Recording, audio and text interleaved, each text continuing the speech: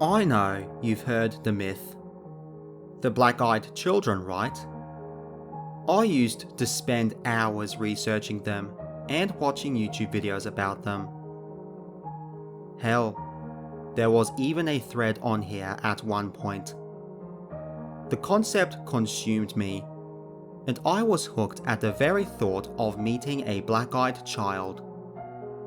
The clock struck midnight, and I was still watching TV. My dog Luna was curled up by the front door, hoping we were going to bed any minute so we could snuggle under the covers. I stretched and stood up. "Come on, girl," I shouted. "Go out in the garden before bed."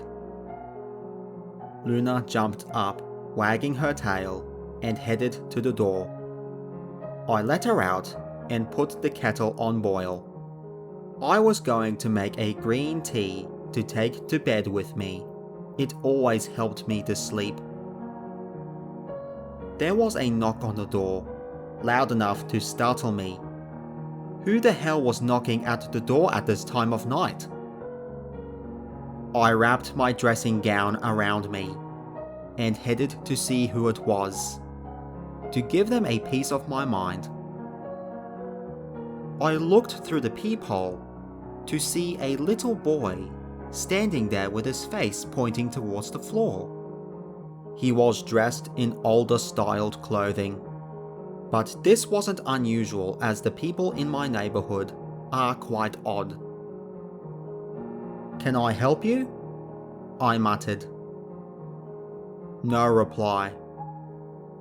"It's a bit late for you to be out without your parents, isn't it?" Something about the posture of this boy was inhuman. He made me feel uneasy, and I was grateful I was only looking through the peephole and not face to face with him. I felt safe behind my door. I could hear Luna barking to come in, but I didn't want to take my eyes off this little boy. "I need to use your phone," he whispered. I could hardly hear him. "Can I come in?" When I heard those lines, I felt the hair stand on the back of my neck. I've never felt this uneasy before. I felt myself reaching for the door like a compulsion. I had to physically pull my own hand back from the latch. "What is your mum's number? I'll call her." I was trying to sound as calm as possible, when really, I was shitting my pants. And that's when he looked up. I felt like death had kissed me and taken me for one of his own. Where his eyes should have been were deep, dark pupils, like a night sky with no stars, just darkness. My throat went dry. I started to tremble.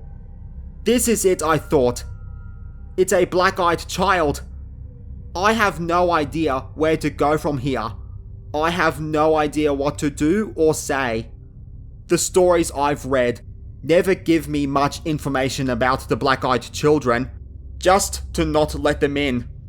I backed off from the door, and that's when the knocking started again. Knock, knock, knock. "Let me in," he demanded. "My mum will be very worried." He started to wail. I could feel my heart breaking. I don't know why. He isn't real, is he? He isn't human, right? This can't be real. I was pacing the corridor, too scared to let the front door out of my sight. I could still see his little silhouette behind the door. I tried to think rationally, but all I could do was panic. I could call the police, but what would they do? In this neighborhood, they could take ages to get here, I could let him in.